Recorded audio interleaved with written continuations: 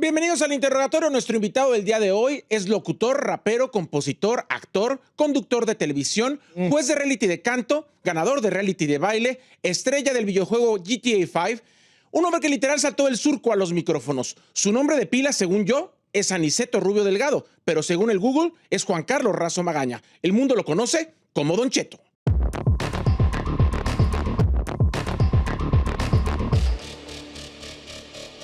¿Cómo está, Don Cheto? Oh, no, pues bien. Pues, Hasta que se nos hizo Manuelito. no, pues sí, ya no puedo escaparme. Yo ya vi que me sacaste todos los trapos al sol. Yo, el secreto mejor guardado, ya valió madre aquí, ya. Estoy hiperventilando. Y mire, para la gente que ve esta entrevista, sí vamos a saltar un poco de la realidad a la fantasía, sí. Porque yo no soy una persona, y lo he dicho muchas veces, que a mí no me gusta sacar del closet a la gente, y no me refiero a su sexualidad, sino que obviamente yo sé que es un personaje muy querido, sí. Y no queremos romperle la fantasía a la mayoría de la gente. No, pero hay cosas que ya están ahí y que sí. Pues yo entiendo que hay un cariño y un respeto para contigo, y quiero que me trates como una persona que conoces, pero...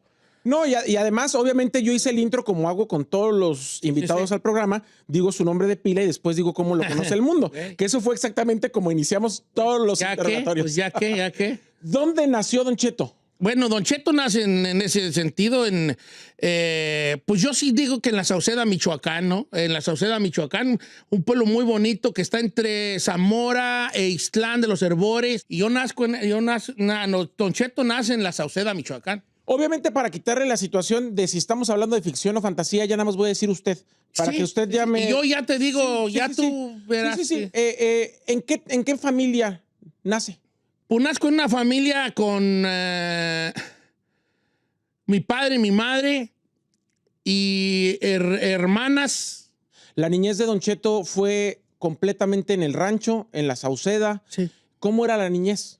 La niñez mía fue, pues ahora ya al paso de los años, pues ya me voy dando cuenta que tuve una niñez muy bonita, llena de amor, llena de cariño, y que las carencias que teníamos eran carencias de cosas básicas, pero nunca de cariño y de amor. Creo que estoy seguro que me crié en un seno familiar de mucha armonía, como la tengo todavía hasta ahorita con mi familia. Y eso... pues muy saludable en ese sentido, de la familia muy saludable. Y mi infancia ya como niño, pues fue de bañarnos en los ríos, de ir a los campos y de todas esas cosas que hacía uno, de andar toreando avispas y abejas y cositas así, con mis amigos de toda la vida, que todavía son los que quedan grandes amigos míos que extraño y que quiero. Y así fue mi infancia hasta que vine a Estados Unidos. Una infancia llena de aventuras, porque siempre fui un niño muy curioso, siempre fui muy imaginativo, hasta la locura. O sea, mi abuela decía que yo estaba loco. Le decía a mi padre, ¿es que está loco? ¿Por qué? Porque yo asistía hablando solo en mi casa. Teníamos un corral que en su tiempo, cuando mi abuelo vivía, era un corral de vacas de la familia. Y después ya, cuando ya muere mi abuelo, pues le reparte a sus hijos a partes iguales, creo que 8 metros por 12 a todos, ¿no? O sea, mi casa en México son 8 metros de frente y 12 de largo. Es muy chica. Okay. Y yo me acuerdo que yo chiquillo, pues, siempre hablaba solo y mi abuela decía, ¿está loco? Le decía a mi papá, es que está loco, mira cómo anda allá en el corral. Y yo siempre traía una espada acá en la espalda. ¿Pero con quién hablaba? Hablaba con la imaginación. Yo era soldado y era espadachín y le robaba los cuchillos a mi abuela para hacer lanzacuchillos, porque una vez llegó un circo al rancho y había un güey que lanzaba cuchillos y yo le robaba los cuchillos a mi abuela y se los encajaba a unos nopales que teníamos a un vástago y mi abuela me decía, mira nomás, ¿cómo me tienes de picoteo los vástagos y los nopales? Y me daba unas regañadonas y me quitaba los cuchillos. Entonces yo siempre estaba haciendo armas, pistolas, soy muy bueno para hacer pistolas de higuerilla o de madera, hacía cuchillos. Había en las casas de antes había lo que era el cielo, que le llamaban cielo, que era como una especie de lona, tela que había en el cielo. Mi casa de mi abuela era casa de 2 cuartos gigantes de adobe Una pared así gruesa. Gruesa. Y tenía unas cositas ahí, unas laminitas muy delgadas de techo, y después venía la teja encima. Esas eran perfectas para hacer cuchillitos. Y yo siempre tenía cuchillos, metralletas, pistolas, agarraba un palo y ya te le mochaba aquí, ya traía una navajita. Y fui muy imaginativo, tirando a loco, aigroso, dicen. ¿A qué se dedicaba su papá? Mi padre era campesino y le vendía las fresas a una congeladora. Acá pues, todos los freseros se las venden a congeladoras. Y esas congeladoras, pues ya sea que las mandaban a Estados Unidos o ahí mismo para consumo nacional, ¿no? Pero entonces un día encuentra un trabajo dentro de la congeladora. Pero entre otros trabajos que tuvo mi jefe también fue de agente de ventas. Andaba por toda la República vendiendo palitos de cosas para hacer nieve, palitos de paletas, bolsitas para los bolis. Pero él no los traía con él. Él nomás llegaba a tu paletería y decía... Levantaba el pedido. Levantaba el pedido y ya lo mandaban no creo que era de Zamora o no sé dónde estaba la matriz. ¿Estudiaba en la escuela? ¿Cómo era en la escuela? La escuela fui muy mediocre, muy mediocre. Yo en realidad me considero una persona muy mediocre para muchas cosas. Nunca fui bueno ni para las muchachas, ni para los deportes, ni para la escuela. O sea, yo no pintaba para nada absolutamente. Y entonces yo iba a la escuela, a una escuela rural, de hecho se llamaba Escuela Primaria Urbana Federal. Y ahí íbamos a la escuela y ahí nos daban, bueno, básicamente era aprender a leer, para saber leer y escribir, ¿verdad? Ahí es como íbamos a la escuela. Pero era bueno en general. Malísimo. ¿De qué? ¿Panzazo? No, súper panzazo. O sea, para mí un 7 era como un 20. Ok. O sea, para mí sacar un 7 era un 20, güey. ¿Y se dedicaba también a la fresa? ¿Ayudaba? Yo también fui campesino mucho tiempo. A mí mi jefe, no, pues chico, a los 7 años yo andaba cortando fresa. ¿Y está difícil cortar fresa? Es difícil. Bueno, no, porque ya es una forma de ahí. Yo fui muy mal cortador, o sea, muy mal cortador.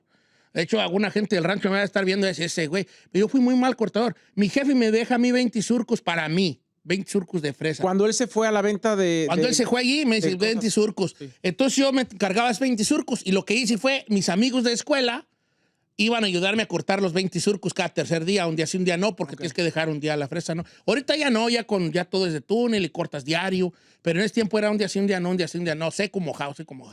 Y yo tenía mis cortadores, ¿verdad? Pero yo era muy malo para cortar fresa. Estábamos chiquillos, 7, 8 años. Y la parcela estaba en casa de la tiznada ya. Lejos. Lejísimos a orillas del río. ¿Y se iba caminando? Íbamos caminándonos. Ya por ahí de vez en alguna camioneta nos le pegábamos o nos decía, pues avancémonos. Pero estaba re lejísimos. ¿Pero había tiempo de jugar? Había tiempo para todo en ese tiempo. O sea, yo me levantaba, iba a cortar, llegaba a la casa como a las 12 del mediodía. O sea, ya no iba a la escuela. Y me iba a la escuela con el taco en la mano, vamos a la escuela. Era de la tarde. Y hora de la tarde, pues de los desmadrosos de la tarde. Y ya después de ahí de la tarde, ya había chance del futbolito, la las escondidas, el chirrión escondido y jueguitos pues de pueblo, pues de nosotros. ¿Y su mamá qué se dedicaba? Ama de casa. ¿Cuándo deciden que lo que deja el surco de la fresa y lo que deja el dinero de las paletas no es suficiente para la familia? No, mi jefe cae, le da una embolia. Ok. Una embolia. Y entonces nosotros, pues estaba sin trabajar, ¿no? Y entonces, él no trabaja y obviamente para subsistir, pues lo que nos daban allí los tíos y lo que nos ayudaba la familia. Pero obviamente eran pequeñas deudas, ¿no? Pequeñas deuditas que se iban acumulando. Se iban acumulando. Entonces llegó un momento de la vida donde mi jefe dice, ¿sabes qué? Para poder pagar esta deuda me voy a tener que ir para el norte. ¿Se viene por las deudas de la embolia? Se viene por las deudas. Cuando ya empieza él ya a mover bien sus brazos, su parte del cuerpo, me acuerdo que ya estaba chico y me dice, me voy a ir para el otro lado para pagar. Porque luego ya empezamos a tener miedo de que nos fueran a quitar la casita, ¿verdad? Claro. Que tenía, porque nosotros no habíamos tenido casa antes. Y fue cuando ya me llegué yo y ya me tuve que hacer yo, pues, el hombre de la casa, ¿no? ¿Usted se hizo cargo ya de los surcos? Ya, sí, ya se vino para acá, para el norte y ya después nos... ¿Cómo fue para ustedes que se viniera? Pues fue fuerte porque siempre hemos sido una familia muy muégano, muy pegada, muy así, ¿no? Muy de eso. Y después ya le siguió mi jefa, como para... Algo pasó allí. Creo que la historia va más o menos como que cuando quisieron intentaron a mi jefa como decirle que si no pagamos en cierto tiempo nos podían embargar. Fue cuando mi jefa se viene. ¿Y los deja solos? Nos deja solos a mí, carnala, y luego se trae una carnala, y luego ya me trae a mí y a mi otra carnala. ¿A qué edad llegaste aquí? Yo llego aquí como a los 16, 15. No, 15. O sea que de los 9 a los 15 prácticamente fue ser el hombre de la casa. Llegó de mojado. ¿Cómo se cruzó? Yo me cruzo en una cajuela por el lado de Tecate. Llegamos allí con unos parientes a Tijuana. Me acuerdo que llego como a las 7 de la noche, y yo 6 de la tarde y 7 a Tijuana. Y al otro día a las 6 de la mañana, cuando ellos iban a ir a trabajar, me dejaron en una calle en la Coahuila. Y me dijeron, aquí me dejaron al lado de un puesto, en una esquina. Y me dijeron, aquí va a venir tú aquí quédate, aquí va a venir el coyote. Y ya me quedé yo ahí sentado y empezó a llegar gente. Esperó que llegara el coyote y llegó. No, llegó el coyote como a la 1 de la tarde, bien crudo, un vato bien crudo, así bien ojerudo y con unos moretones en la mano. Y ya estábamos ahí los pollos, pero éramos como unos, era una señora, una viejita, su nieta y el novio y el esposo de la nieta. Era un morro de mi edad, su carnal, ahí vamos 5, 6 conmigo. Y luego 2 carnales de Guanajuato, 8, y otro batillo gordillo ahí, 9, éramos como 9 pollos. Y ya nos dijo, vámonos, ustedes vámonos. El vato compró una caguama y nos dijo, compren nos fuimos a la central de Tijuana, compramos un pasaje a Tecate, nos fuimos a Tecate, llegamos, sabrá Dios, horas a Tecate, no sé cuántas horas son de ahí, pero yo recuerdo que estaba todavía la tardecita, ya estaba pasado de la tarde, ya la tardecita. A punto de anochecer. Y ya nos dijo, no, llegamos como 1, 2 de la tarde, yo creo. Y ya después nos dijo, ok, caminamos hasta un cerro en Tecate, y había una tiendita y dijo, ahí súrtanse porque esta madre va para largo, órale. Yo compré una cocota de 2 litros y una barra de pan Bimbo, y esa tienda tenía cocas de 2 litros a lo loco y barras de pan Bimbo porque es lo que más vendían. Y vámonos. Y empezaba a caminar. Se nos hizo noche, ya amaneció. ¿Cuánto caminó? Caminamos hasta un cerro en Tecate, y había una tiendita y dijo, ahí súrtanse porque esta madre va para largo, órale. Yo compré una cocota de 2 litros y una barra de pan Bimbo, y esa tienda tenía cocas de 2 litros a lo loco y barras de pan Bimbo porque es lo que más vendían. Y vámonos. Y empezaba a caminar, se nos hizo noche, ya amaneció. ¿Cuánto caminó? Pues caminé ahí, yo creo que como de 4 de la tarde hasta el otro día. El puro cerro. Puro cerro. Ya por ahí, cuando iba amaneciendo, ya no, llegamos a un cerro, y yo me acuerdo que me sorprendió mucho que yo decía, dijo el vato, ya llegamos a donde nos van a recoger. Okay. Y yo me acuerdo que yo, chaval, me paré y volteé a ir alrededor y miraba puros cerros así a la infinidad. No se miraba ni una construcción, ni una pinche antena, nada. No se miraba puro cerro. Yo decía, ¿dónde ando? ¿Dónde estoy? ¿A dónde van a saber dar? O sea, cerro no dijeras tú, allá se ve la ciudad, sí, claro. Pues voy para allá se ve un pueblito. No. Entonces lo único que había una barrancona así, una caída, no barranca, pero una caída, y ahí estaba una carretera, muy abajo, muy alta. Y dice el vato, mira, ahorita vamos a ir a bajarnos. O sea, nos tuvimos que bajar derrapando. No era bajando, caminar, es derrapando. Y ya dijo, cuando lleguemos ahí, dijo el vato, tú, van a ir adelante. Y tú, en la cajuela. En cuanto llegue el carro, se tienen que subir a como van. Órale. Pues ya llegó y el vato se cruzó la carretera y dijo, cuando yo grite piedra, ustedes se brincan. Y ya llegamos ahí, nos agazapamos y empezaron a pasar. Hay un carro por ahí y a veces pasaban los de la migra, las perreras. Pasaban perreras. Un carro, una camioneta, un trailer y puras perreras. Y ya después, no sé cuánto duró el otro vato allá, pero mucho tiempo. 40, 50, una hora y media. Y nosotros así, porque pierde la noción del tiempo. Y ya el vato de repente dice, llega un carro blanco, entonces yo luego noto que el carro va disminuyendo velocidad y veo que el coyote se quita la gorra y grita, ¡piedra! El carro llega, se estaciona y le da el jalón a la cajuela y el aventadero ahí. No me tocó un vato arriba de mí, yo en ese tiempo no estaba gorda. Y ahí vamos. ¿Cuántos iban en la cajuela? Vamos, era el vato y su carnal, yo 3, 5. ¿Y cuánto tiempo en la cajuela? No tengo idea del tiempo, porque yo soy bien menso. yo me meto en la cajuela. Yo estaba así, tenía un vato arriba y lo tenía otro acá y otro arriba de él y otros dos. Entonces llegamos a un momento donde ya no podíamos respirar. Era como... ya empezás a respirar el puro dióxido de carbono de la respiración de los demás, ¿no? Entonces, como que a un vato le dio lo que ahora yo sé que es un ataque de pánico porque empezó, nos vamos a morir, y mi mamá, y nos vamos a morir, y empezó a llorar. Y le decía, cálmese, compa, cálmese, le decíamos, ¿edad? Y yo también, chavalo, cálmese. Entonces yo lo que hacía era, empujaba al vato, el vato que estaba encima de mí, así besándome el güey, decía, me estoy desmayando, paisa, me estoy desmayando, paisa. Y yo me acuerdo que yo lo empujaba así, para ver si se abría tantito la cajuela y poder respirar. Llegó un momento donde yo empecé a sentirme desfallecido. Y yo veo que el vato de arriba ya estaba así como... sollozando. Soy así como... No, como que no respiraba bien, como en casi desmayado. Porque cuando no hay mucho oxígeno, te empiezas como a dormir, como a dormir. Entonces yo empecé a tener como mucho sueño, como mucho cansancio. Y de repente fue cuando me cae el 20 a mí de, me voy a morir aquí. Entonces yo empecé a tener como mucho sueño, como mucho cansancio. Y de repente fue cuando me cae el 20 a mí de, me voy a morir aquí. ¿Pensó en algún momento que no le iba a librar? Yo pensé que no le iba a librar. Dije, me voy a morir aquí.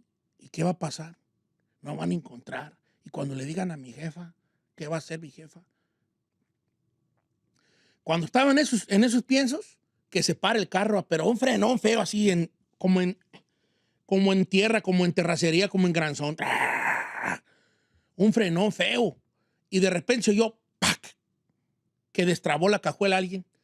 Entonces yo veo el carro parado, nos quedamos callados y dice un vato, ya nos agarraron. Y todos bien contentos, ¡ah, nos agarraron! Porque ya andábamos. Sí. Entonces yo empujo al vato, que ya lo tenía prácticamente desmayado encima de mí, empujo al vato y le pegan a la cajuela. ¡Pérese, cabrón! Le pegan a la cajuela. ¡Pérese! Y no la cierran.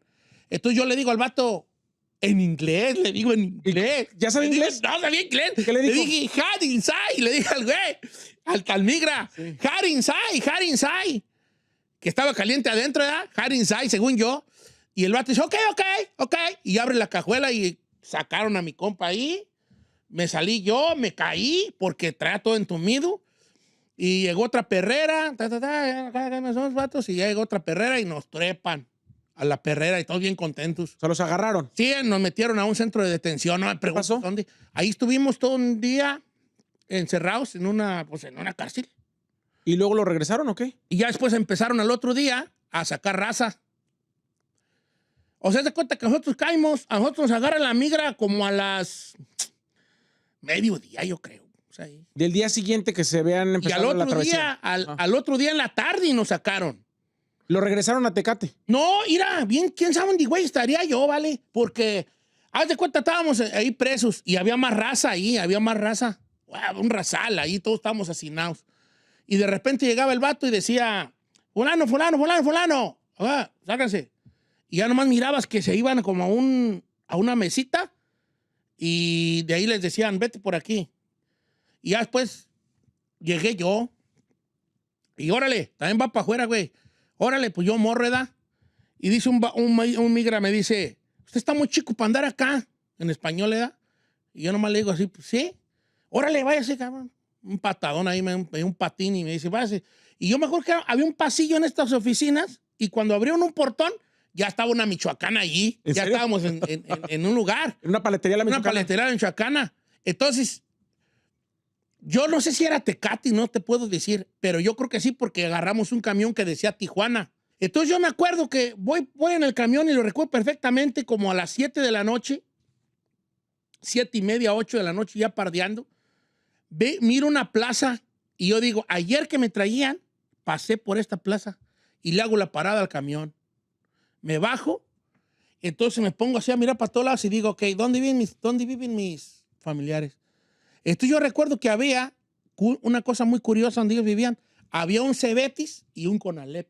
Juntos. Y preguntó. Y empiezo, oye, ¿dónde está un Cebetis y un Conalep? Como que dije, esto no debe ser tan común. Sí. Un Cebetis y un Conalep juntos. Pues ir ahí a las 2 de la mañana llegué a la casa de mis familiares. ¿Cómo dio? Caminando. ¿Así nomás? Caminando. Pero además en la noche... La noche caminar, yo sé, Diosito Santo, vale, como dice uno en el rancho, me quiere bien mucho. Yo sí caminando, y que voy viendo el perro con Ale allí. Y ya de ahí empecé a ir por calles a ver si recordaba alguna.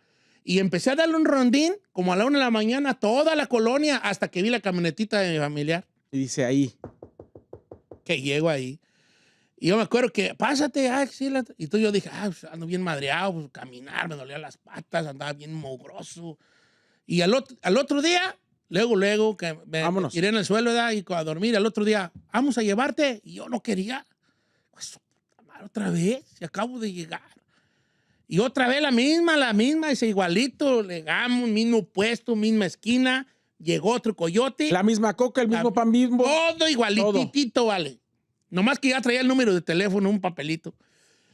Y otra vez, misma travesía con las mismas gentes. ¿Cómo crees? Exactamente. Y otra vez la cajuela con el mismo... Y otra vez la cajuela. Entonces yo decía, ¿cuánto? Le dije a un vato, oye, paisa, ¿usted ha venido para el norte? Sí, un vato de Jalisco. ¿Y cómo es?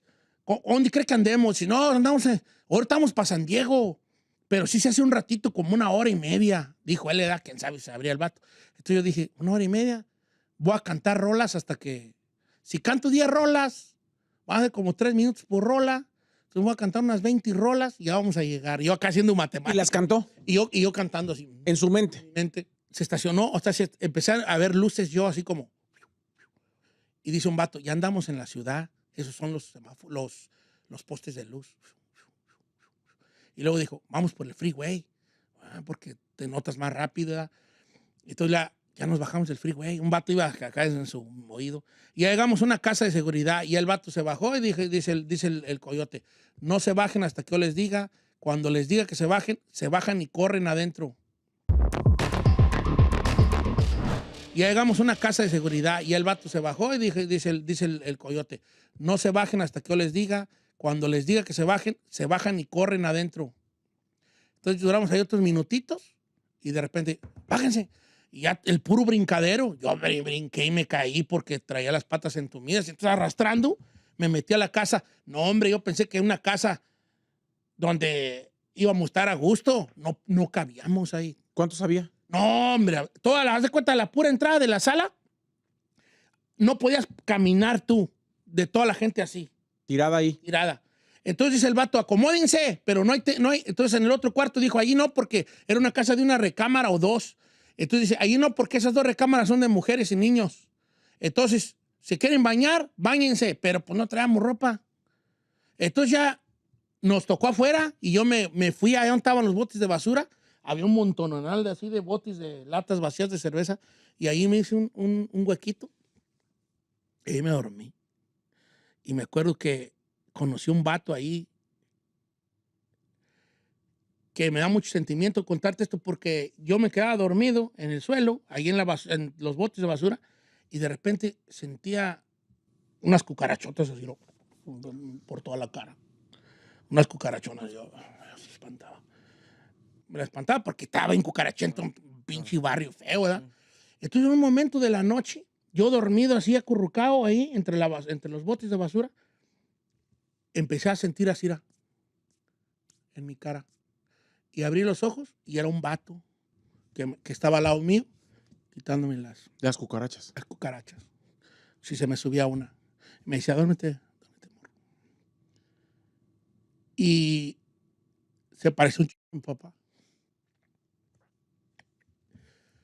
Al otro día, resulta que ese vato había caído ahí con otro coyote, pero se iba a ir en nuestro mismo grupo. Y ya, entonces cada grupo llegan y a ver quién vino con fulano, no recuerdo cómo decían el vato, azul o algo, tenían como unas clavecillas los polleros. ¿Quién vino con azul? No, que este. ¿Quién vino con rojo? Que este.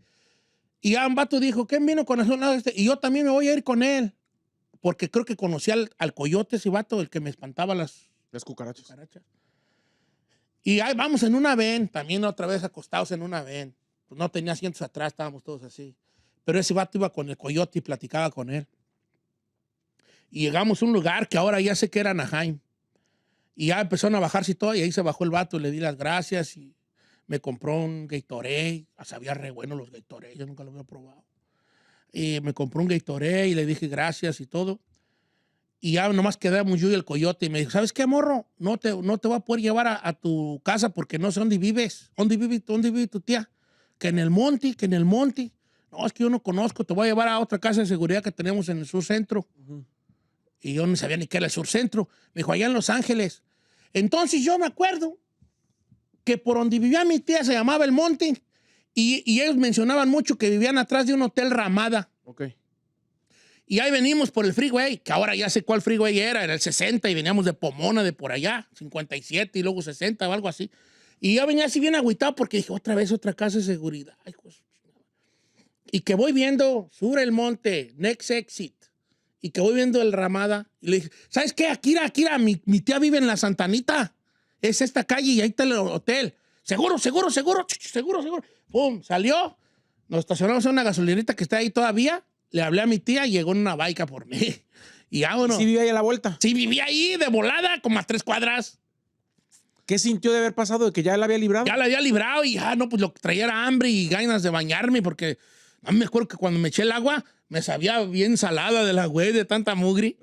Era bien salada. ¿Esa anécdota que cuenta siempre de que por primera vez abrió la regadera es real? Sí, es real. ¿Pasó ahí? Yo llego allí y entonces yo me meto al baño y yo veo un baño bonito, pues yo me bañaba jicarazo en unos tambos que teníamos, era así con agua fría. A veces tenías que calentar agua y mediarla en una tinita ahí, ¿no? Y acá era como que yo le abrí nomás así y salió el chorro bien caliente. Y yo dije, pues ni modo, así aquí se baña la gente con agua hirviendo. Yo nunca me he bañado con agua caliente así. Ya me meto al chorro y así bien calientísima la güey, pero aguanté vara. Y ya después le dije, está bien caliente y el agua. Pues, ¿por qué no la medías aquí, mira? Y ya me enseñó cómo yo. Me voló la cabeza saber que aquí la gente podía bañarse con agua caliente. Y que había una regadera y que, ¿me explico? O sea, que el baño le bajaba si se iba. ¿Y qué fue lo primero que comió después de bañarse? Comida casera, pero recuerdo la primera vez que comí In-N-Out. ¿Cuándo fue? Imagínate, yo no comí esas cosas y de repente me compro una hamburguesa del In-N-Out. Como a la semana, como el fin de semana, porque llegué como un jueves, croqui. Un jueves. Hijo, no me, qué cosa tan maravillosa era. Por eso engordé, yo creo. Porque le agarré, pues, el sabor. ¿En qué momento volvió a reunirse con su papá y con su mamá? Ya aquí estaban ellos ya. ¿Y vivían ahí ya con vivíamos su tía? ahí en un garage. En un garage. En un garachito vivíamos todos. En un garage, pero no creas que en un garage remodelado. En un garage. ¿Qué trabajos hizo antes de llegar a la radio? ¿Qué trabajos hizo antes de llegar a la radio? Salé descargando trailers. ¿Qué era descargar trailers? Todavía la recuerdo y digo, o sea, era madriza, porque no había forklift. Era puro diablo descargar trailers. Y había mucho tiempo muerto, pero cuando se te juntaban 2 trailers, no, ya era una cosa muy difícil. Entonces era todos oliendo a chivo, hijo de la... Y descargar trailers en los calorones, entrar, salir, descargar trailers. Le hice la construcción, pero luego hubo chance de meterme a otra compañía donde duré muchos años, se llamaba La Tatún, ahí en Long Beach. Y ahí fue donde donde duré más tiempo. ¿Y después? Ya después entré a la radio. ¿Cómo entró? Curiosidades. Siempre me daba mucha curiosidad. Empecé a ser yo era muy fanático de escuchar radio, como te dije hace rato. Y escuchaba mucha estación de radio y un día escuchaba, en la radio en ese tiempo había muchos locutores muy buenos. ¿Quiénes estaban? Bueno, estaba de recién llegada, pues que todavía me tocó escuchar al Gordo Cadelago, a Humberto Luna, que luego decían, hombre, Humberto Luna ese es locutor y tiene estrella en Hollywood. Que el maestrazo Humberto Luna tiene estrella en Hollywood. Y ya después, cuando ya empecé a jalar yo la Tatún, ya el que rifaba era Renan, el Cucuy de la mañana. Era así como una locura. Luego llegó a la X, Pepe Garza, Tomás Rubio, llegaron ahí. En algún momento, cuando escuchaba a Pepe Garza, al Morro, a Tomás Rubio, al mismo Cucuy, A Martín Fabián. ¿Usted creyó en algún momento que usted quería estar detrás de un micrófono o solo sabía que le gustaba eso? Yo sabía que me gustaba eso, pero no me sentía capaz. Una vez le pregunté a un amigo mío, le dije, oye, ¿tú que tú fuiste locutor, tú? ¿Cómo? ¿No hay escuelas de locución? Me dijo, sí, hay una, pues ve, hay un tal lugar y ahí voy yo. pero cobraban. Cobraban. ¿Y qué pasó? Pues no podía pagar yo una escuela de locución. Y no se quedó. Entonces pasaron un tiempo y volví a ver a esta persona y me dijo, ¿sí gusta la escuela de locución? Y dice, ¿y qué pasó? Pues cobraban. Y ya nomás cerró y me dijo, ¿sí te gusta? Sí, sí me gusta. Yo tengo un compadre que está en la radio qué buena de Los Ángeles, se llama Ezequiel González, el Cheque González.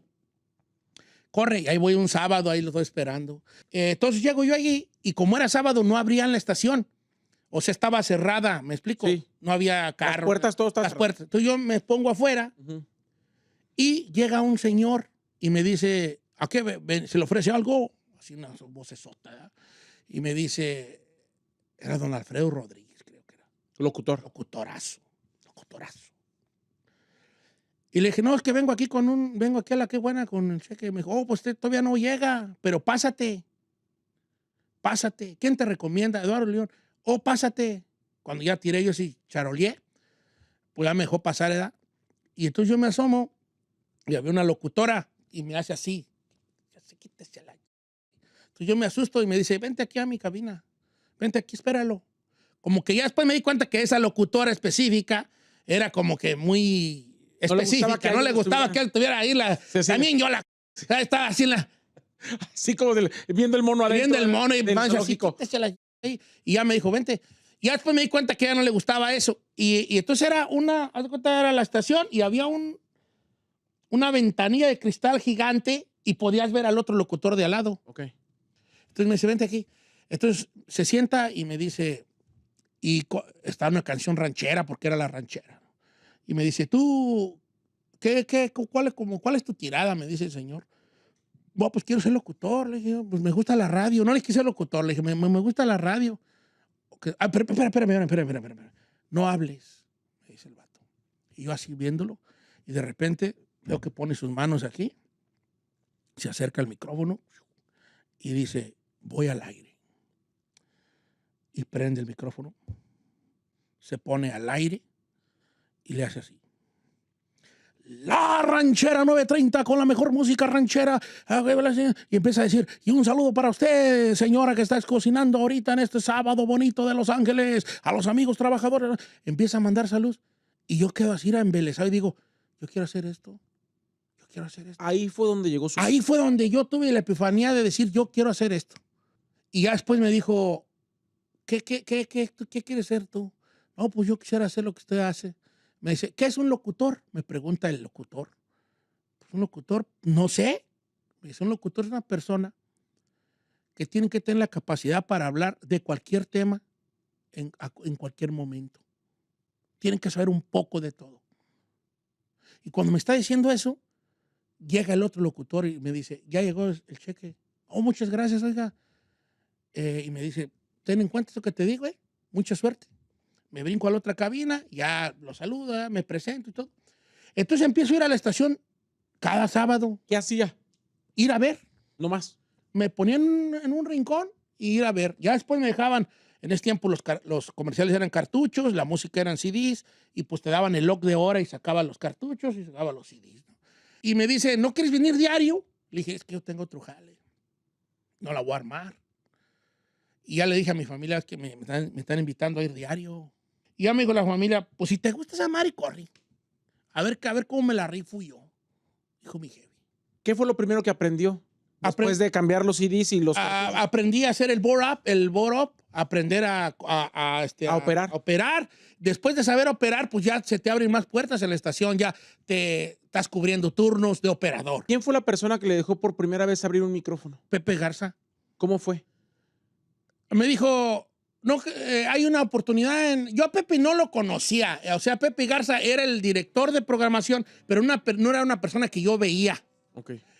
Y una vez, la primera vez que yo lo vi en persona, él ni se acuerda y ni sabe esto, pero yo lo recuerdo haber entrado a la cabina con una camisa floreada un sábado, porque nada más iba los sábados, entonces no lo veía, y entró con una camisa floreada, le dijo al locutor que pusiera no sé qué canción, por favor, que cómo estaba todo, y yo nomás así como, oigo, es que es Pepe Garza, y ya se fue, y después ya cuando empecé yo ir diariamente yo a la estación, ahí ya tuve un poco más contacto con él, y yo me acuerdo que nuestro contacto primero fue que si no le ayudaba a cargar un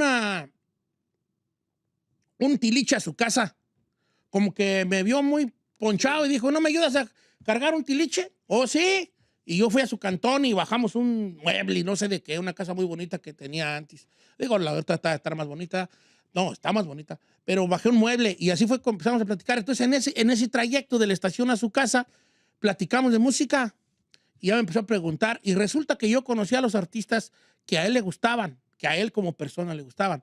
Y empezamos a hablar de música y de grupos y de esto y del otro. Y me dijo, ¿sabes?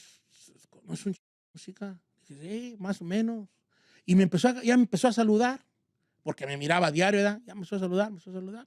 Y un día me dijo, no, que necesitamos un cobertor ahí para la madrugada los domingos. O sea, el sábado a las 12 de la noche, que ya era domingo, sí, entraba yo. ¿A hablar? ¿Nomás a decir la hora? Nada más. Tenía que decir la hora 3 veces por hora. O sea, nomás tenía que abrir el micrófono y decir, son las 12:05. Aquí, suénala, qué buena. Y ya. Sí. ¿Cuánto tiempo pasó de eso? Pasó como unos un mes, yo creo, 2 meses. ¿Y luego? Pues yo de ahí salía y yo salía en la mañana del domingo, a las 6 de la mañana, y me iba a vender discos a Pico Rivera Sport Arena, que ese era donde yo agarraba una feriecilla. Ok. Yo tenía discos, entonces ahí había eventos y los artistas de ese día, yo andaba por todo el Pico Rivera vendiendo los discos del artista que estaba presentándose. ¿Y ese ya era negocio suyo? No, a mí me daban una cora por cada disco vendido. Ok. ¿Qué pasó después de esos 2 meses de que ya está en la noche? Empiezo a hacer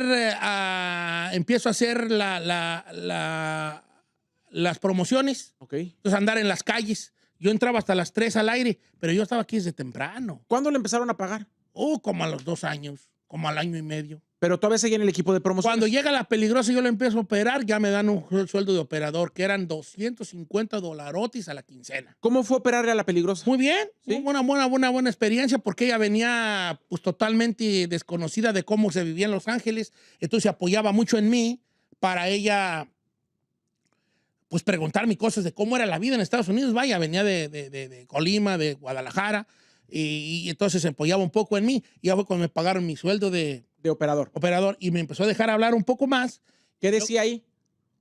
Saludos. Nada más. Sí, o saludos, Las llamadas de teléfono. Porque en ese tiempo era yo estar así con el teléfono. Bueno, ¿quién habla? Fulano, sí, bueno, ándale, ahorita van. ¿Tienes saludos? Sí, bueno, tengo saludos para Juan, María, Juan, era la que nos escuchan allá, y así decía yo.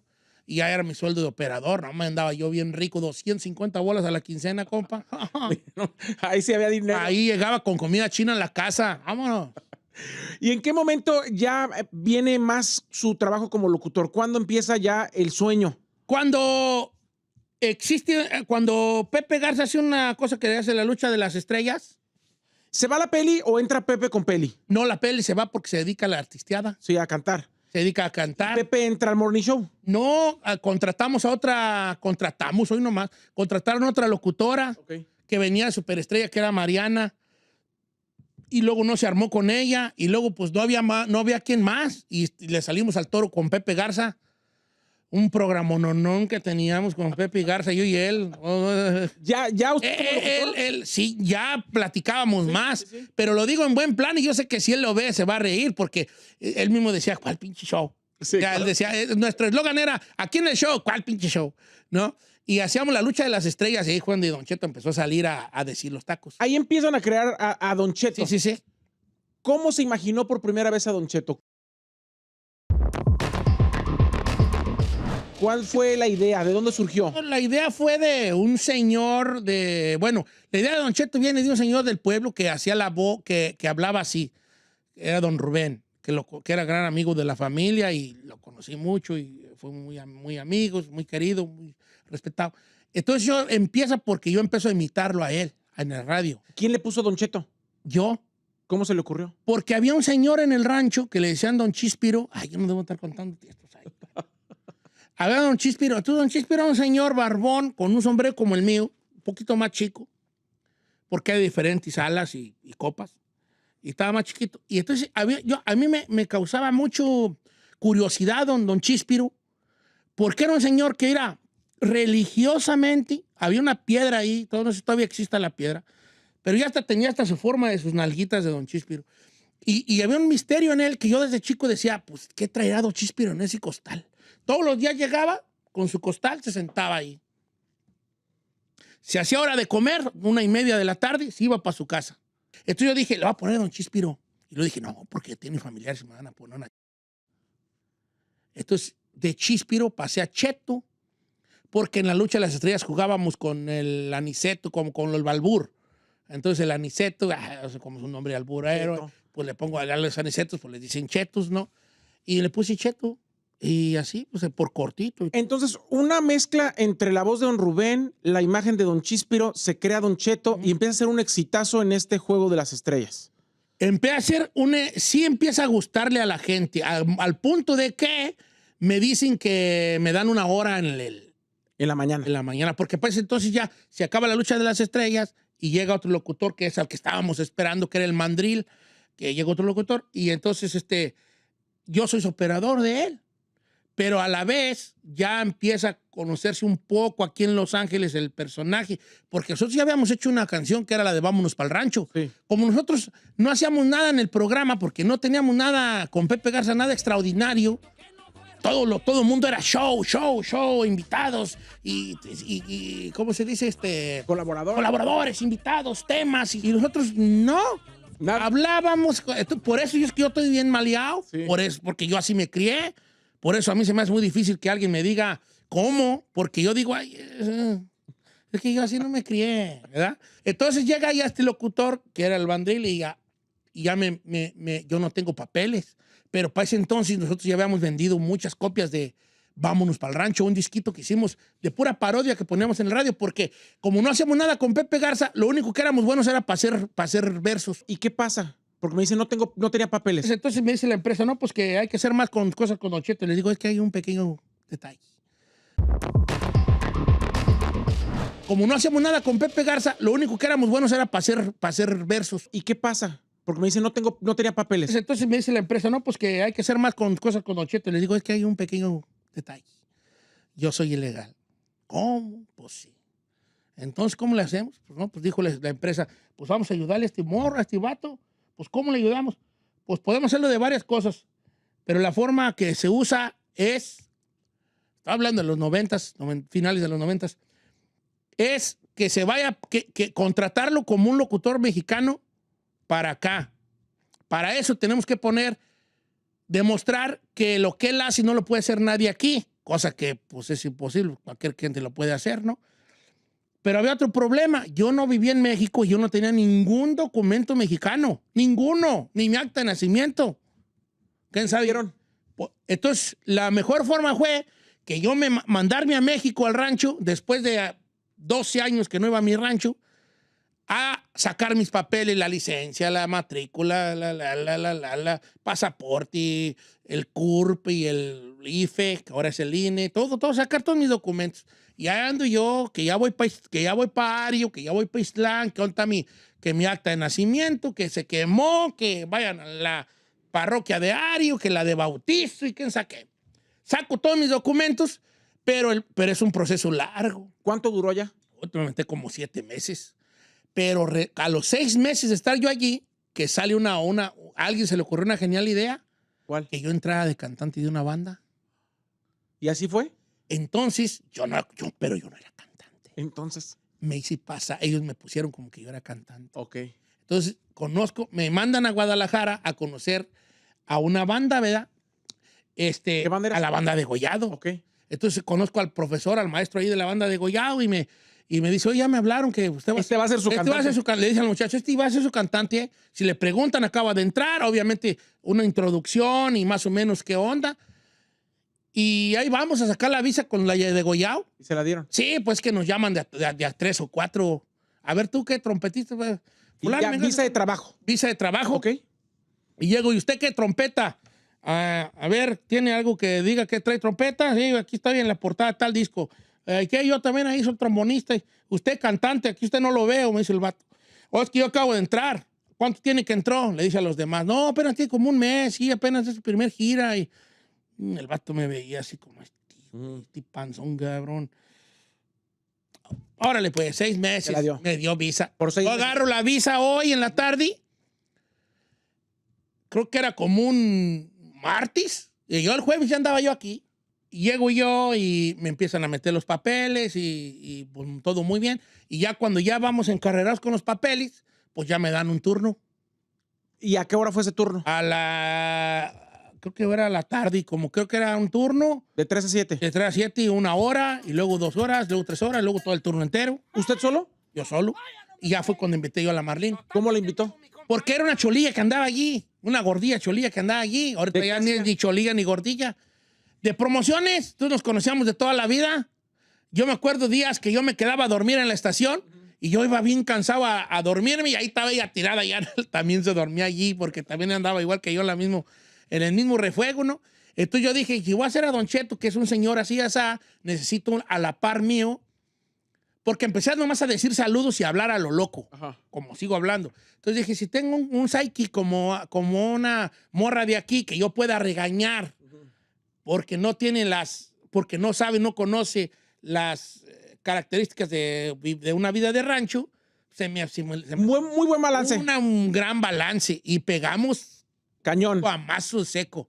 Pegaron muy fuerte en el turno de la tarde. ¿Y cuándo los pasan en la mañana? Nunca había tenido la estación, en la historia de la estación, ratings como tuvimos yo y Marlene en la tarde. Nos pasan al mediodía para levantar el mediodía. Ok. Rompimos madre. Y de ahí, obviamente, solo te queda la mañana porque es el turno, perrones, donde esto y donde el otro, y donde ya te pagaban un poquillo más o un mucho más. Y nos mandan a la mañana con la Marlene. También sin productores ni nada. Súper freestyle. Pero también durante muchos años en la mañana le rompieron la madre a todos, no importar el idioma. Sí. ¿Qué pasó? Pues hubo una buena mancuerna y pues yo solamente hacía lo que yo consideraba que era lo que la raza quería escuchar, que era pues sentirse identificados a través de mí, porque yo les decía, mira, ahí yo había días, cuando Don Cheto no tenía imagen, yo agarraba el camión aquí afuera. Te lo juro por mi... Porque la gente no sabía cómo era. Y yo iba en el camión a mi casa y la gente en el camión hablaba del programa que yo acababa de hacer en la mañana. ¿Cuándo le puso rostro a Don Cheto? Cuando yo empecé a preguntarle, porque hicimos una canción que nos pegó mucho, que era la Estoy Enamorada. Con Yolanda. Sí. Entonces la raza ya quería hacer video y que hay que hacer video, No, pues hay que hacer un moped. Un moped, sí. Un calcetín. No, que mira, que esto, que una más, que no... Pues el chiste es que llegamos a un acuerdo de que no. Y la primera vez que yo hice a Don Cheto fue en el video Estoy Enamorado. Tú ves el video, muy flaco, por cierto. Muy flaco y todo, pues sí. Y pues ahí tienes todo el video Estoy Enamorada. Y después de allí empezamos a escribir canciones. De hecho, el video Estoy Enamorada, yo todavía que estaba en Estados Unidos. Antes de irse. Sí, pero fue... Uy, ahí yo creo que yo hice Estoy Enamorada y me fui a las semanas para el rancho. Porque a mí me pasó una cosa tan bonita, tan hermosa, tan curiosa y tan increíble, que yo en el rancho llego, saludo a mi familia, a mis amigos, estoy muy contento, todos mis conocidos, qué bueno, llego al rancho, respiro bonito, cuando todavía se podía ir a Michoacán de una manera muy saludable, ahorita ya está un poco más difícil o mucho más difícil, dependiendo. Y llega un día, después de como un mes que yo estaba allí, en unos bailables de 10 de mayo por ahí, estoy viendo los bailables ahí en la canchita de básquetbol y empiezan a bailar la Estoy Enamorada a unos niños. Y la gente de la sociedad no sabía que era yo. ¿Qué sintió? Dije, ¿qué cosa tan rara? Entonces yo me quedé callado. Nadie sabía pues que era yo. Que Don Cheto era de ahí del rancho. Voy a Zamora. Mira, increíble. Es que si te lo cuento no me la creas. Y los que no me la creen, estoy de acuerdo, no me la crean porque es muy increíble. Todos los puestos del mercado, estoy enamorada. Y yo caminando, mira, por ahí. Y todos los puestos, estoy enamorada. Y la gente compraba el disco y cómo está. Porque para ese entonces la canción salió con Yolanda Pérez, porque pues yo no estaba aquí. Claro. Es más, el disco de Yolanda Pérez, donde sale Estoy Enamorada, ya había salido a la venta sin esa canción. Tú lo que hizo Fonovisa es, cuando sale la rola y Don Cheto no está, los de Fonovisa dicen, pues hay que sacarla en el disco de Yolanda, pero pues acaba de salir el disco esta mujer. Recojan todos esos discos. Le hacemos una reedición. Le hacemos una reedición. Okay. Digo, tampoco, y con mucho respeto lo digo, no era como que Yolanda vendiera miles de discos, a lo mejor era un tiraje de 5,000 discos o 3,000, o incluso puede ser que hasta menos, ¿no? Retiran esos y sacan una que decía, incluye Estoy Enamorada con Don Cheto, porque la canción ya había reventado en la estación aquí en La Qué Buena. ¿Y el video ya lo había hecho antes? Yo lo había hecho semanas antes de irme para el rancho. Y ahí donde la gente empezó a conocer a Don Cheto. Ahí fue cuando empezó a conocer a Don Cheto. Regresa se vuelve a un boom el turno, pero también esa canción lo llevó a Don Francisco. Fui a Don Francisco Presenta, me dio de comer esa canción. Me gané un premio, nos ganamos un premio con Pepe Garza porque la rola es de los dos. ¿En qué momento viene el tatuado? El tatuado viene de una idea que yo traía, escuché una rola que decía como que alguien tenía como que, decía como que que traía tatuaje del Sagrado Corazón. Yo dije, como andaba buscando una canción que fuera una versión masculina de Estoy Enamorada, pues se me hacía, dije, ¿y si hago una versión como que mi hijo anda bien tatuado?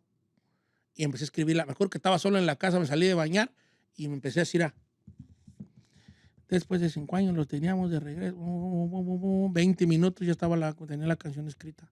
Fue un chispazo porque mientras me estaba bañando la pensé. Y era diferente a la que está ahorita. La canción original decía que mi hijo se fue, mi hijo se acostó y no amaneció, lo estuvimos esperando, pero no volvió. La pobre de su madre está bañada en llanto y a mí también me duele no más que pues me aguanto. Lo andamos buscando, pongan atención porque de él voy a dar una descripción. Trae la camisa blanca, el pantalón aguao, pelón de la cabeza blanco, trae el calzado, camina jorobao, no es gordo ni delgado y lo más distintivo es que anda todo bien tatuado. En la parte de la nuca una L y una A y abajo del pescuezo el nombre de su mamá. Y ya en el estudio dijo Pepe, hay que hacerla mejor como que el vato llega a México, ok. Y ahí en el mismo estudio le hicimos el otro pedazo. La modificación. Que decía de que después de 5 años los teníamos de regreso. Mi hijo el mayor que en el norte estuvo preso. ¿Está usted empezando a cumplir su sueño en general? Porque Don Cheto se vuelve un exitazo como cantante, como rapero, con Estoy Enamorada, con el tatuado, número 1 en Los Ángeles, que es el mercado, yo creo que, si no el más difícil, el segundo más difícil de todo Estados Unidos para los locutores. No hay competencia para Don Cheto y lo empiezan a poner en donde sea. Muñequito, donde te pongo, y salen todos los programas, en todos lados. ¿Cuándo empieza a ser ese sueño abrumante? Empieza a ser, yo ni siquiera me di cuenta cuándo, hasta que caí al hospital. Yo me di cuenta que Don Cheto estaba matando a la otra persona porque caigo al hospital. A mí, el patrón, no es queja, yo ya superé todas estas cosas, pero me empezó a poner en todos lados porque él tenía también un canal emergente que era Estrella TV. Claro. Y pues la estrella de la radio Angelina era Don Cheto, pues obviamente iba a explotar su producto. Y ya tenía una imagen. Tenía una imagen, pues empezó a ponerme hasta en la sopa de todo lo que hace Estrella TV. Y entonces me dio hicieron un programita, y yo tengo un problema, trabajado incluso en terapia, que es el miedo al conflicto. Y por ser una persona que le tiene miedo al conflicto, pues no me he dejado que me abusen. He dicho que sí, vaya. No quiero decir que me dejé que me abusaran. Fue mi decisión. Yo dejé que se abusara de mí y no poner un alto, no puse límites, no sabía poner límites, era un muchacho muy joven. Y me hacen un programa que era Don Cheto. Y entonces yo hacía el programa de la radio y a las 3 de la tarde empezamos a grabar el show de Don Cheto de la tele, programa local. Que a veces acababa a la hora que pasaba el radio. Acabábamos a las 4 de la mañana. ¿Sí? Nuestro récord fue acabar a las 4 de la mañana. Y yo entraba a las 5 a la radio. Y yo estaba joven, yo estaba corrioso, yo estaba lechudo, dicen en el rancho. Me valía madre. Pero un día me desmayé. Aquí en este pasillo que tú ves, ahí caí. Joven yo, al hospital. ¿Qué pasó? Y yo estaba joven, yo estaba corrioso, yo estaba lechudo, dicen en el rancho. Me valía madre. Pero un día me desmayé. Aquí en este pasillo que tú ves, ahí caí. Joven yo, al hospital. ¿Qué pasó? Pues, ¿qué pasó? Que me hacen un electrocardiograma y me dice el vato, pues, cabrón, ¿tú qué es el doctor? Que me acuerdo perfectamente, eran como las 2 de la mañana. ¿Cómo te desmayaste? ¿Cómo fue? Es que me empecé a sentir así como que no podía respirar y me empezó a doler el pecho y yo pensé que me iba a morir. Recuerdo que cuando me iban al hospital yo le decía a la persona que me llevaba, dile a mi esposa que la amo, dile a mi hijo que lo amo. Que yo sentía que me estaba muriendo, ¿no? Yo sentía un dolor, una presión, me brincaba, me perreaba el ojo, la mano entumida. no podía pasar saliva. Y llego al doctor, me da una pastillita y me empiezo a sentir mejor. ¿Qué era? Un ansiolítico. Ya después supe yo que era un ansiolítico, ¿no? Entonces ya después me hacen el electrocardiograma y ya cuando sale el sol, me acuerdo que me dice el doctor, mira, te voy a mandar a tu casa. Estás muy joven para que te pase lo que te pasó. ¿A qué te dedicas? No, pues yo llegué medio disfrazado de Don Cheto allá al doctor. Pues me dedico a esto y esto. ¿Cuáles son tus horarios de trabajo? No, pues yo así. Y el doctor me puso una regañada y me dijo, no puedes seguir con ese ritmo. Te dio un ataque de ansiedad, te falta... No has dormido bien. Te vas a morir. Si no te paras, la otra vez va a ser peor y peor y peor y peor. Si es que hay muchas peores. Entonces yo llego y le digo al patrón, ¿sabe qué? Ya no puedo hacer el programa por orden médica prácticamente. Y de muy mal modo, el señor acepta, pero me lo respeta. Y eso sí se lo digo. Esa sobreexplotación, sumado con la competencia, hizo que también después de 9 años de número 1, hiciera que cambiara su programa de radio. Se fue Marlene Iboro. ¿Qué pasó ahí? Pues hubo una cosa ahí. En la realidad, como yo la recuerdo, es que a Marlene se le ofreció un turno. Y yo siento que Marlene estaba lista para ser sola, para ser solista. Y creo que ella no iba a querer ser segundera toda la vida. Entonces yo conozco a Marlene muy bien, demasiado bien, como ella me conoce a mí, demasiado bien. Y yo me acuerdo que me dijo, ¿tú qué opinas? Le dije, mira, lo que yo te diga va a ser en contradictorio, porque si yo te digo, Betty, tú eres capaz de decir, no me quieres.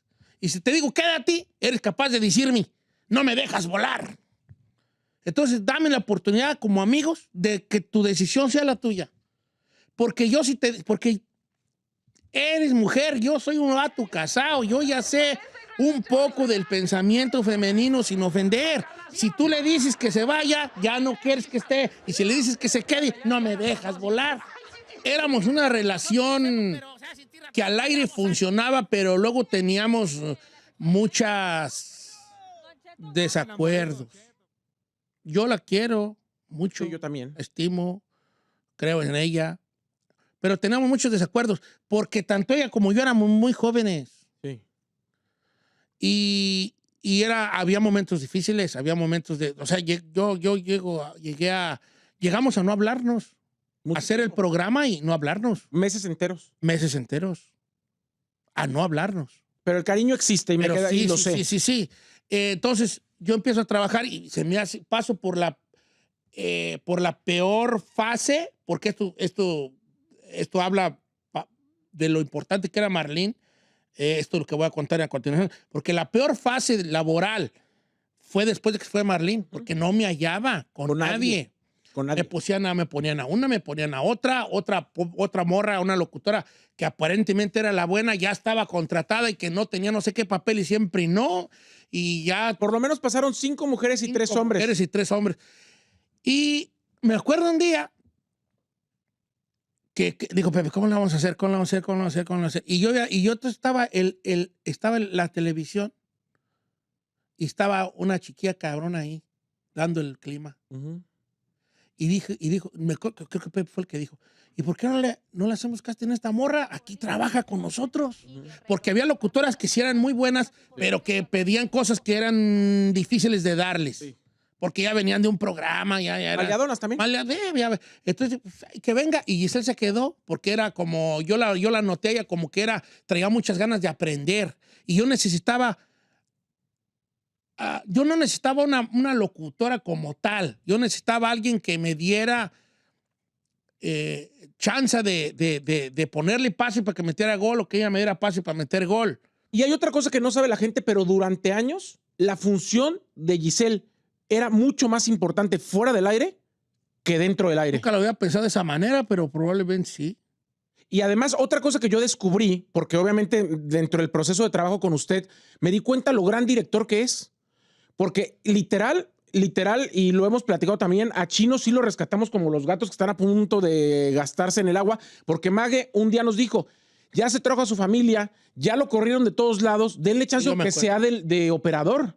Y entró de operador. Entró de operador y en unas vacaciones de Juan Alberto, usted le dio chance de hablar y así se armó el equipo. Y así se armó el equipo y empecé a trabajar muy a gusto. Después de mucho tiempo de yo asumo toda la responsabilidad que está de mi parte por los acontecimientos anteriores con Marlene y con el Boro. Lo que está de mi parte, quiero pensar que tengo la madurez para asumirlo y aceptarlo.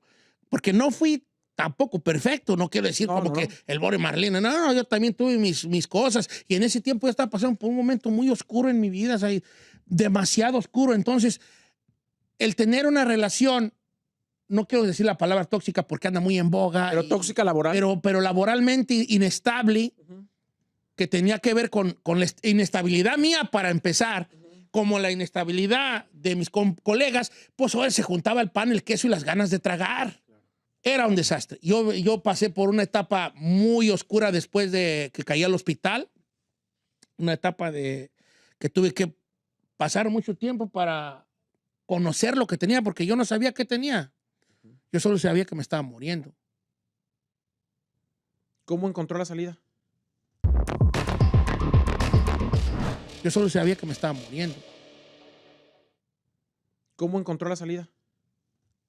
Primero entendiendo que tenía un estrés postraumático, que no sabía qué era eso, así como mucha gente, que tenía miedos, pánicos, que me causaban ansiedades y ataques de pánico. Y llegó un momento en mi vida que yo tenía ataques de pánico todos los días, muchas veces al día.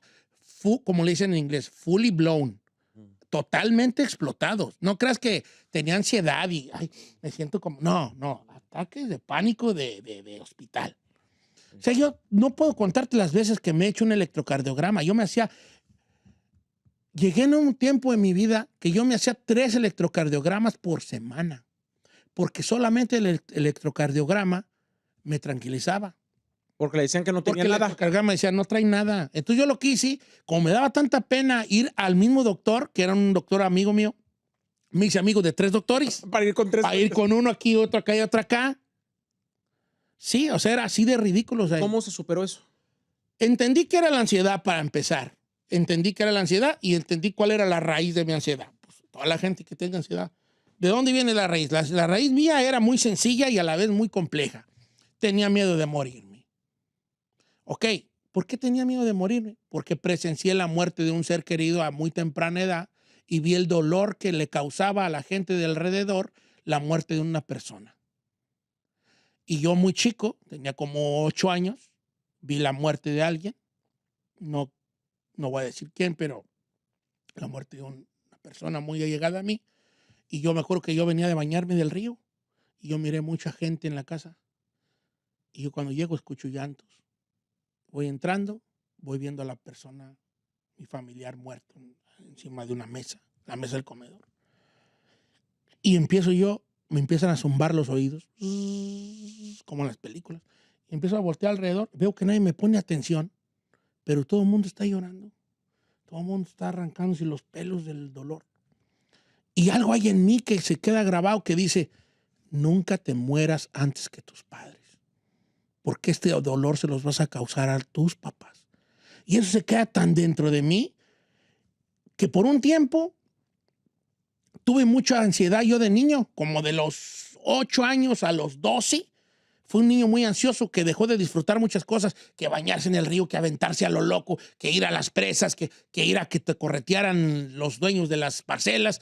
Ya todo me empecé a dar miedo, pegándome en las camionetas.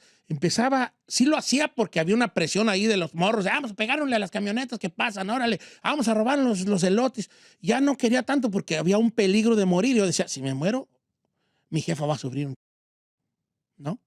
Y esa madre queda enterrada a mí cuando ya empiezo a ser un poco más grandecito, que ya empieza uno que las novias y que el baile. De adolescente se borró. Ya de adolescente se borra y me pega después de tener ese ataque de pánico que me manda al hospital, renace en mí, sale así de entre la ultratumba, es ese miedo que tenía ancestral de no morirme. Entonces, como pasé por una situación que me hizo pensar en que me podía morir, despierta en mí el miedo que tenía de mucho tiempo a morirme. Y decía, si me muero, ¿qué va a pasar?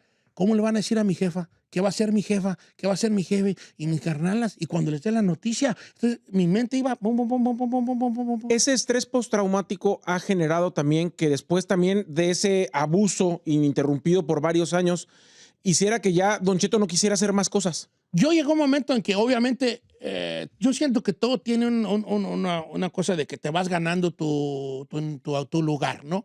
Te vas ganando tu lugar y es muy común que al principio pues tengas que pagar Derecho de piso. derecho de piso y está bien, pues yo aguanté vara bien y nadie me puede decir a mí que yo no aguantó vara bien. Sí.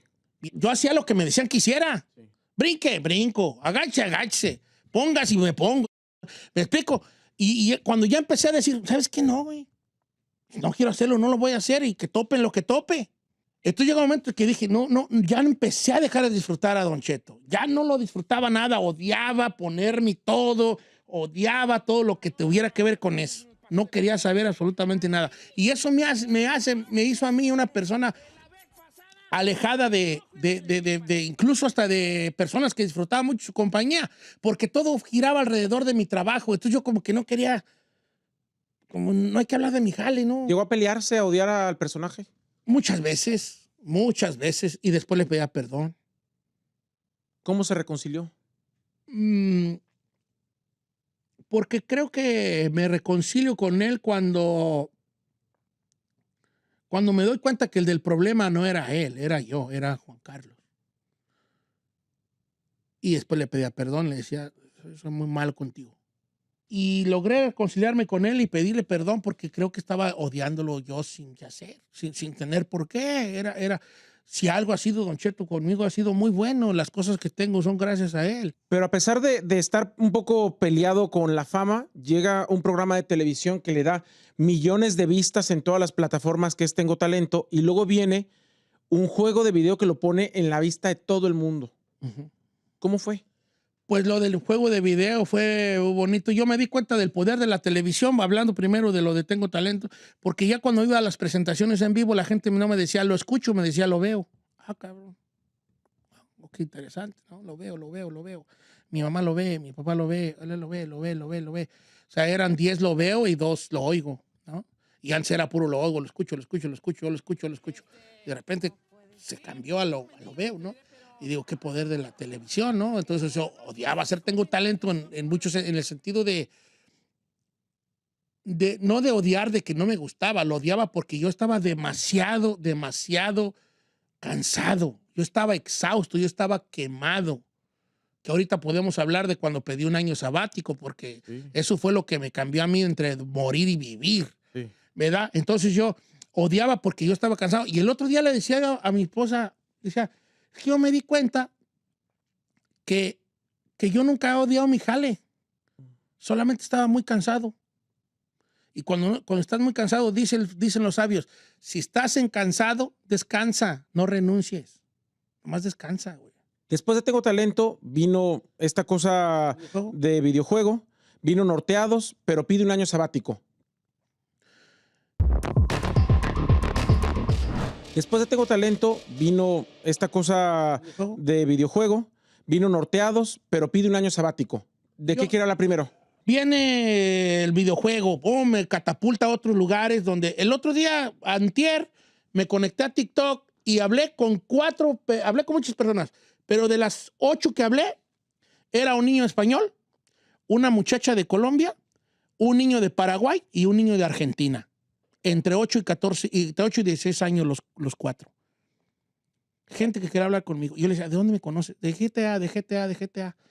Esa madre me catapultó a otro nivel. Yo he hecho entrevistas en Brasil, en Chile, en España, que me han entrevistado de que yo salí, que si yo era Don Cheto, el de GTA. Para ellos no es Don Cheto el de Estoy Enamorada, no es el Cheto del tatuado, es el Cheto de la radio, no es el Cheto de Tengo Talento, es el de GTA.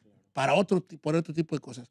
Entonces tú te has de preguntar, ahí, como muchas personas que me conocen, ¿cómo es que una persona que es medianamente exitosa en la tele, medianamente a nuestro nivel, pues no, ¿verdad? Medianamente exitosa en la tele, medianamente exitosa en la radio, que es reconocida, que hace un programa que se llama Norteados, que creo que fue una gran idea, que por razones del destino nunca se aterrizó bien, y yo defiendo al productor que es José Márquez, que yo creo que estábamos adelantados a nuestro tiempo, José. Yo se lo dije una vez le llamé a pedirle disculpas, porque yo llegué a odiar Norteado. Y un tiempo después, cuando tuve mi año sabático, del cual si quieres hablamos, le llamé y le dije, ¿sabes qué? Llorando le dije, creo que fue un gran proyecto que no lo supimos hacer, no porque tú no quisieras o porque yo no quisiera. Creo que no teníamos los medios para realizarlo como era. ¿Cómo se gestó? Como se gestó. No había los recursos. No había recursos. No había. Llorando se lo dije. Yo pido un año sabático. ¿Llega el colapso? Llega el colapso. Y viene un año sabático. Llega el colapso total. Era sobrepeso, mórbido. Si usted ahorita me ve gordo, estaba más gordo. Era un sobrepeso que ya no podía, empecé a no querer hacer nada. Y hablé con una amiga psicóloga y le dije, ¿sabes qué? Me siento así. Me dice, ok, vamos a platicar. Le platico mis cosas. ¿Qué te pasa? No, pues no quiero hacer nada. Pues, ¿qué? No quieres hacer nada. Pues no quiero hacer nada. ¿Qué es nada? Nada. O sea, ¿no quieres trabajar? No. Y luego me dice, ¿no te quieres bañar? No. ¿No te quieres lavar los dientes? No. Me dijo, tienes una depresión de caballo, tío. Y me manda con un psicólogo, amigo de ella, que no tiene... Él ya tiene sus clientes en México y me hace un favor a mí. Y pues soy diagnosticado con una depresión crónica fuerte.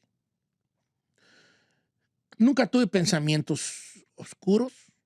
La verdad, si los tuviera, los diría porque creo que sería a lo mejor edificante para algunas personas.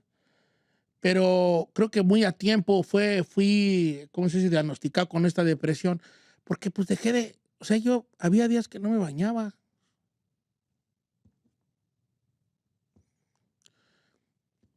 El baño estaba a 4 pasos de mi cama. O sea, me era imposible pararme de la cama. Habría días que estaba ahí, todo me dolía, si me movía me dolía, si caminaba 3, 5, 15, 20 pasos ya me dolía la espalda, ya era un desastre. Duraba sin comer todo un día y después me atrancaba. No me sabía nada más estaba sentado. O sea, no podía estar parado porque me dolía estar parado. Me dolía vivir, vaya. Entonces lo que hacía era, me sentaba a ver tele y miraba cualquier cosa, lo miraba sin ver. Y fue cuando me dijo, ¿sabes qué? Necesitas ponerte al tiro. Me dijo mi terapeuta, necesitas ponerte al tiro porque necesitas medicarte, porque estás mal, güey, te voy a medicar. Me anda con un psiquiatra, me empieza a medicar, empiezo a sentir un poquito mejor, me necesitas medicamento para salir del hoyo, güey, para salir del hoyo. Y empiezo a medicarme, empiezo a agarrarle y a caminar poquito, 5 minutos, luego 6, y luego 10, y luego 20, y luego 30, y así empecé a bajar de peso, bajé 5, bajé 10, bajé 15, bajé 30 libras. Y empecé a sentirme muy bien.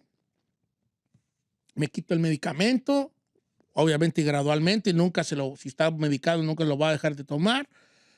Y yo les pido un año sabático. Bueno, antes de eso les digo, ¿saben qué? Es que yo ya no la armo. O sea, de verdad no la armo. Llegó un momento en que hablé con mi familia y les dije, ¿saben qué? Les voy a decir que ya no voy a hacer Don Cheto en un año. Solamente voy a ir a la radio. Pero no va a haber todo esto que ves. Y le dije a mis patrón, mira, les quiero pedir un año sabático.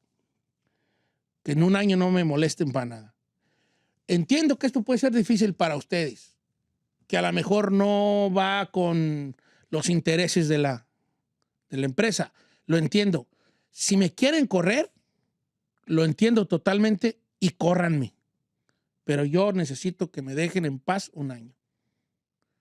Y me dijeron, está bien, que no se le moleste un año. Y yo les agradezco que se pusieron a la altura y no me molestaron un año.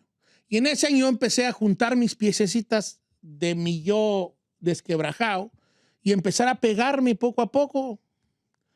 Empezar a conocerme a través de la terapia, quién soy, qué busco, qué quiero, por qué reacciono como reacciono, por qué me alejo cuando me alejo y empiezo a conocerme. Y eso es una cosa muy dura y muy fea y muy oscura y la terapia es como tener miedo a la oscuridad y de repente alguien te diga, usted ahorita va a pasar por ese bosque oscuro negro, porque le juro que al otro lado del bosque, no sé cuánto esté de largo el bosque, pero al otro lado va a haber un pueblito muy bonito y va a haber un sol muy bonito.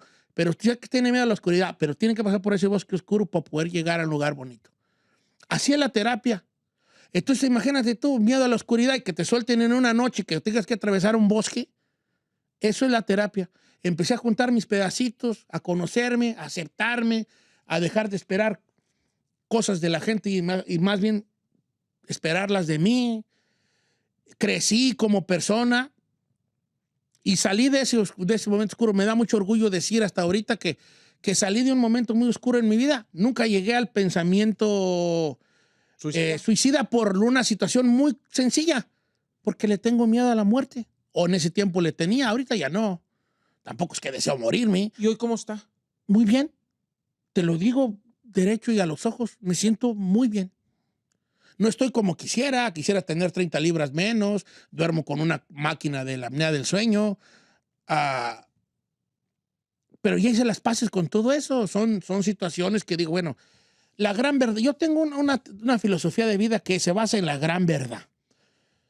O sea, por ejemplo, pues la apnea del sueño. Okay, yo roncaba bien harto, me despertaba ahogando, fui a hacer un examen, tiene apnea del sueño. Esa es la gran verdad, que tengo apnea del sueño y que tengo que dormir con una pinche máquina aquí. Esa es la gran verdad. ¿Cómo lo voy a hacer? ¿Qué puedo hacer para que no tener apnea? ¿Se puede hacer algo? ¿Qué tan dispuesto estoy? Porque si me dicen, le voy a cortar la quijada para hacérsela para atrás, para que ya no tenga apnea del sueño, probablemente no quiera. Probablemente diga, mejor uso la máquina. Porque si me dicen, no, que le tengo que cortar acá adentro el paladar, una pulgada de carne, probablemente no quiera, pero a lo mejor pierde la voz o ya no va a hablar igual, probablemente no quiera. Mejor uso la máquina. Pero todo lo baso en la gran verdad. Es como decir, a ver, una persona que se divorcia, ¿no? Se divorcia. Que cómo le voy a hacer, que la amo, que lo amo, que cómo le voy a hacer yo sola. La gran verdad es que están divorciados. Empieza a construir desde ahí. Entonces yo acepté mi gran verdad. ¿Sabes que soy un vato que por alguna razón tiene miedos y tiene una depresión que es por varias causas? Porque la depresión es cosas químicas y cosas sociales y culturales y cosas de tu alrededor que pueden influir en ser una persona depresiva. Porque no es lo mismo, veces he dicho que dice que no es lo mismo llorar en un Volkswagen que en un Ferrari. Es un poco parecido. O sea, porque tú puedes decir, pues cabrón, si tú tienes un Ferrari y de todo estás deprimido, es un poquito peor que el que tiene depresión en un Volkswagen. Te voy a decir por qué. Porque la persona que no tiene acceso a dineros o cosas por el estilo, cosas económicas, materiales, siempre cree que al tenerlas se va a acabar. Entonces hay una esperanza de que yo estoy así porque no tengo esto y esto. Porque si yo tuviera una casa bonita o un coche o un trabajo mejor, sé que no estuviera así. Entonces esa esperanza, esa pequeña esperanza del deseo, te hace un poco relajarte al decir, estoy de la ch... porque me falta esto. Claro. Pero ¿cómo le dice a una persona que gana bien? ¿O cómo te explicas tú que los actores de Hollywood que ganan millones, todos estén deprimidos? Son una bola de gente depresiva. Entonces la gente se nos hace muy fácil decir, ¿pero qué te falta? Si tienes todo. Si tú tienes un amigo que está deprimido, lo último que le debe decir es, ¿qué te falta si tienes todo? Lo vas a deprimir más. Porque el vato va a decir, la mujer va a decir, tienes razón, porque soy capaz de decir, tengo todo esto, lo vas a meter más al hoyo. ¿Qué le falta hacer a Don Cheto? ¿Está preparado para explotarlo usted? Yo estoy preparado ahorita sí, ya con una tranquilidad, con una aceptación de que lo que sea que pase. A mí, mira, o sea, a mí ya me fue bien. A mí ya me fue mejor de lo que pensé. A mí ya me fue maravillosamente bien. Y no soy rico. De verdad que no soy rico. Para nada soy rico.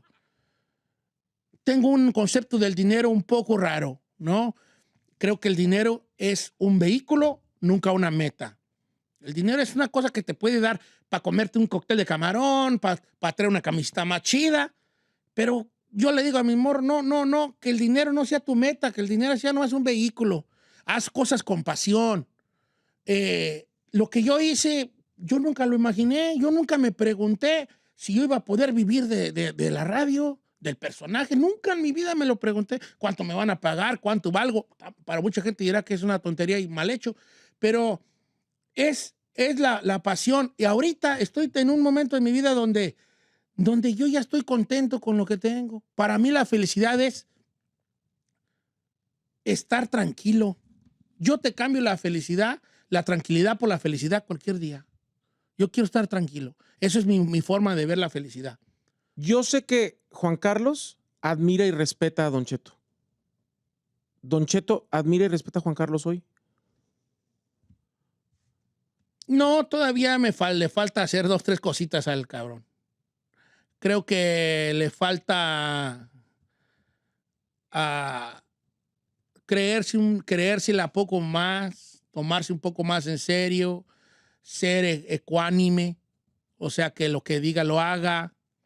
Le faltan 2, 3 cositas. Sí estoy orgulloso de él, pero siento que está en un proceso todavía de mejora y todavía hay ciertos demonios que lo asustan.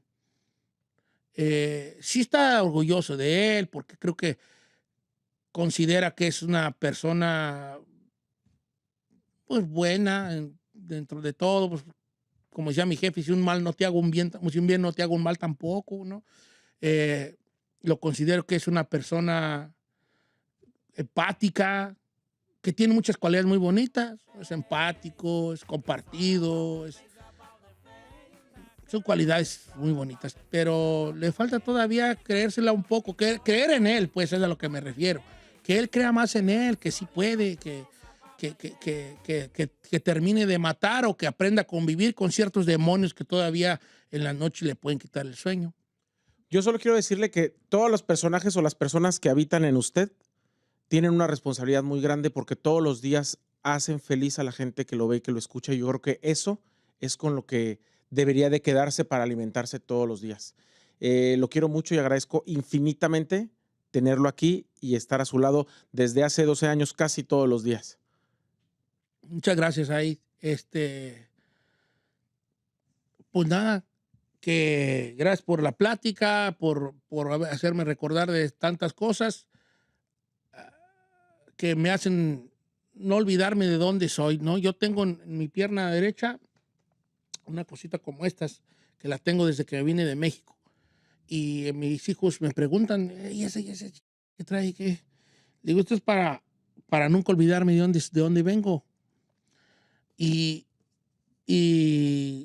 hoy me hiciste recordar quién soy y me ayudaste a mí, ayudaste a Don Cheto a que lo vieran y lo conocieran de otra forma y ayudaste a Juan Carlos a creer más en él. Muchas gracias.